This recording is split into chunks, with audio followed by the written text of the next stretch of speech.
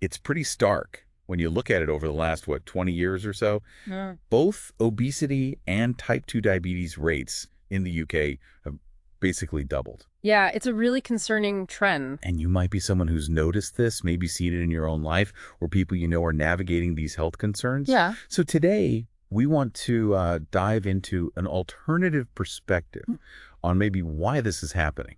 We're going to be looking closely at the ideas of Gary Taubes. He's a science journalist who spent a lot of time investigating nutrition, weight regulation, all that. Right. And we're drawing from a few places. There's a Guardian interview with him, a high school lesson plan, actually, that references his work and PBS Frontline, and also an AARP bulletin interview. Okay. And Taubes makes this really compelling case that, well, maybe obesity isn't just about calories in, calories out. Maybe it's more complex. Yeah, exactly. So our mission here is really to unpack his main argument for you, our listener. Mm-hmm. We want to make the science understandable, without getting totally lost in the weeds. We'll look at the evidence he presents, the controversies too, because his ideas definitely stir the pot. They certainly do. And his core idea, just to lay it out, is that eating too many easily digestible carbs and sugars ramps up this hormone, insulin. And that, he argues, is what's really driving fat storage, more so than, say, saturated fat or just eating too many calories overall. It's a fundamental shift in thinking for many people. Okay, so let's start maybe with that big dietary shift that happened, the move away from fat. Right. Well, Taubes brings up this interesting observation in the Guardian piece. He mentions an NIH administrator back in 2001. Okay.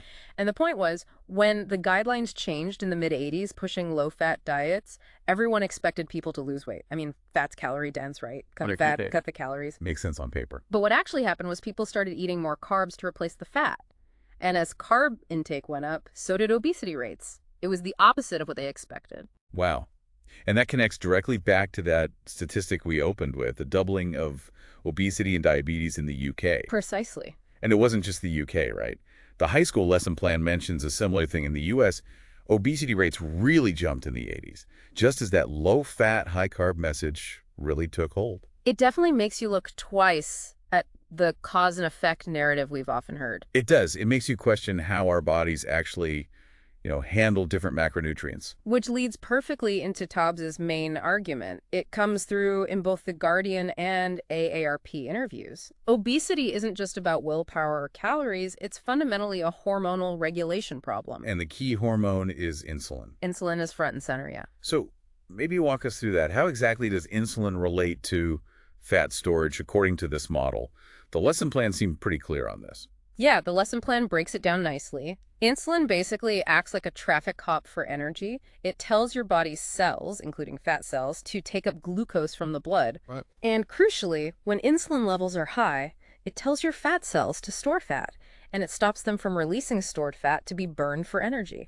So it's like a one-way street for fat when insulin is high. Fat goes in, but it can't easily come out.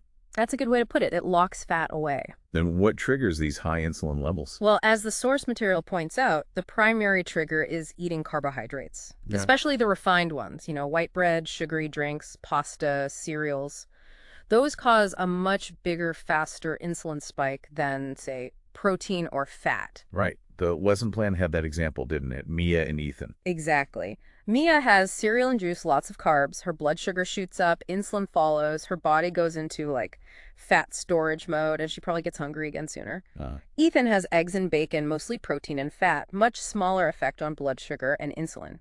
His body is more likely to stay in fat-burning mode, tapping into stored energy. Okay, so high insulin means store fat. Yep. Low insulin allows fat burning. That's the core mechanism Taubes is highlighting. That's the absolute core of it, yes. Minimize the insulin spikes, and you theoretically allow your body to access its stored fat. Which brings us to things like the ketogenic diet. Precisely. As Taubes explains it in The Guardian, the whole point of keto is to keep carbohydrate intake so low that insulin levels stay minimal. So you're basically trying to keep the body in that fat-burning mode most of the time. That's the goal. When you restrict carbs drastically, the body runs low on glucose, its usual go-to fuel. Okay. So it has to switch to an alternative. It starts breaking down fat, both dietary fat and stored body fat, into these molecules called ketones, and uses those for energy instead. And Taubes mentions this worked for a friend of his. Yeah, he tells a story in The Guardian about a friend who'd struggled with hunger on other diets but lost significant weight on keto, presumably because the hunger signals calmed down once insulin was lower. Hmm. And the lesson plan mentions Atkins and keto as examples of this low-carb approach, too. Yeah, they're probably the most well-known examples operating on that principle. So this whole idea, it really bumps up against the standard calories in, calories out model, doesn't it? Oh, absolutely. Taubes is quite critical of that model in both The Guardian and AARP pieces. He basically calls it biologically naive and oversimplification. Why naive? Because it ignores the hormones. Pretty much. His point, especially in the AARP interview, is that just telling someone to eat less doesn't work if their hormones are essentially screaming at them to eat more. High insulin, he argues, can drive hunger and cravings. So it's not just about willpower then. If your insulin is high, your body wants more fuel, specifically carbs probably, making it really hard to stick to a calorie deficit. Exactly. You're fighting your own biology. The lesson plan used that analogy of metabolism being like a hormone-driven engine, not just a simple furnace burning calories. I thought that was quite helpful. Yeah, that makes sense. Okay, so what about evidence? Does Taubes point to specific studies or data to back this up? He does. The Guardian article mentions a clinical trial by Virta Health. They used a well-managed ketogenic diet with patients who had type 2 diabetes. And what happened? They actually saw remission of type 2 diabetes in a significant number of participants. Now, Taubes is careful to note it wasn't a randomized trial comparing it directly against other diets. Okay, an important caveat. Definitely. But he sees it as compelling real-world evidence that drastically cutting carbs can have profound metabolic effects. And didn't you mention some earlier studies, too, from the early 2000s? Yes, those come up across all the sources. There are about 5 key studies around them that directly compared low-carb diets, often higher in fat, against the standard low-fat diets recommended at the time. And the lesson plan detailed a couple of those. It did. It specifically mentioned the Samaha study and the Foster study, both published in the New England Journal of Medicine in 2003. Okay, big journal. What did they find? Well, quite consistently, these studies found that the participants on the low-carb diets lost more weight than those on the low-fat diets, at least over the duration of the studies, which was typically 6 months to a year. Even though they were often eating more fat. Yes, that was the really surprising part for many people back then. And the Samaha study, for instance, also found improvements in things like triglycerides and HDL cholesterol, the good cholesterol, in the low-carb group. So, contrary to the idea that high-fat diets wreck your heart health markers. Exactly. Taubes emphasizes this point in the AARP interview. These trials suggested you could eat a diet higher in fat, lose more weight, and see improvements in some key cardiovascular risk factors, challenging decades of dietary dogma. Okay, that sounds pretty compelling. But these ideas aren't accepted by everyone, right? There must be criticisms. Oh, definitely. It's still very much a debated area. One major point mentioned in The Guardian is the lack of really long-term data on ketogenic diets specifically. Most trials are relatively short. Right. What happens after 5 years, 10 years? We don't have a huge amount of robust data on that yet. Plus, The Guardian notes that low carb or keto can mean different things in different studies, making comparisons tricky. They're not always well defined. That's fair. What other criticisms are there? Well, the mainstream nutrition view, as the high school plan points out, is often still that total calories do matter most, regardless of the macronutrient breakdown. They'd argue that low-carb diets work simply because people end up eating fewer calories, maybe because protein and fat are more satiating. So they'd say it still comes back to energy balance in the end. That's often the counterargument, yes. And the lesson plan also mentions the pushback Taubes got people called his work dangerous because it flew in the face of the low-fat advice that was so entrenched. I can imagine. And there's the practical side too, isn't there? Sticking to these diets. Absolutely. Both the Guardian and the lesson plan bring this up. Very low-carb diets are restrictive, cutting out bread, pasta, rice, most fruits. That's a big change for most people and can be hard to sustain socially and practically. Yes, sustainability is key for any dietary approach. Taubes also brings in a sort of evolutionary or historical angle. Oh yeah? How so? He argues, in The Guardian and the lesson plan, that humans evolved over millennia on diets that were very different from our modern, high-carbohydrate Western diet. Refined grains and sugars just weren't available like they are now. So our bodies might not be optimally adapted to handle this constant influx of easily digestible carbs. That's his suggestion. He even notes in the Guardian piece that no human population ever naturally evolved to be vegan, implying that animal products, which are typically low carb, have always been part of our dietary history. Hmm. And didn't he have that quote about what women used to know? Huh. Yes.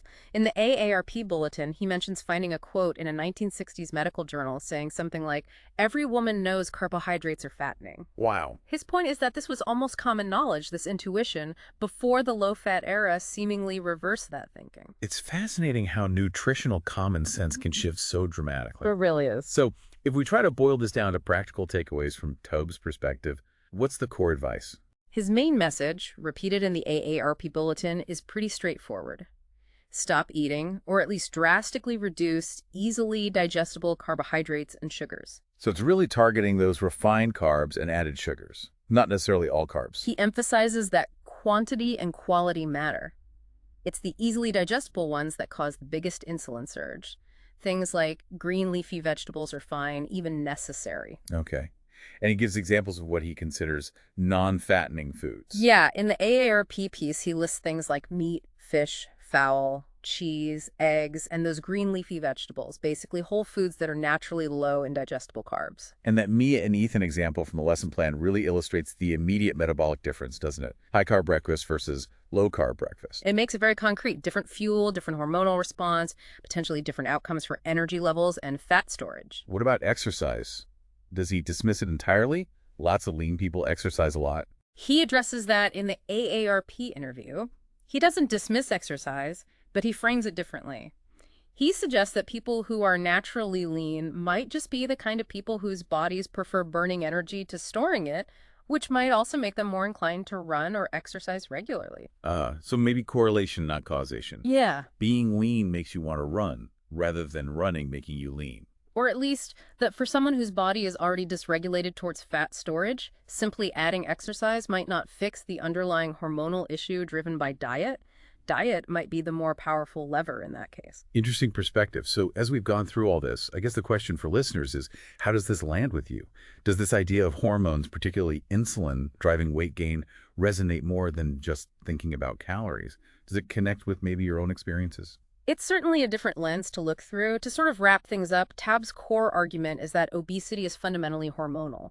It's driven by easily digestible carbs spiking insulin, which promotes fat storage. Right, challenging that classic calorie model. And suggesting that low-carb approaches work primarily by keeping insulin low, allowing the body to actually burn its stored fat. But we have to remember, this is still debated. The science isn't completely settled, especially on the long-term effects. Absolutely. Critical point. More research is definitely needed. Which leads us to maybe a final thought to leave people with. Yeah, maybe something like this. We've spent decades focusing intensely on low-fat diets, yet obesity and diabetes have continued to rise pretty dramatically. Could it be time for a fundamental rethink? A rethink about how different foods actually affect our bodies hormonally. Exactly. Is it possible that the common sense advice we've received for so long maybe wasn't the full picture? What if the way carbs and insulin interact is a much bigger piece of the puzzle than we thought? That's definitely something to chew on. We hope this deep dive gave you some valuable context and maybe some new questions to consider. Reflect on it, maybe look into some of those studies if you're curious, and just keep approaching health information critically. Absolutely. Making informed choices is always key.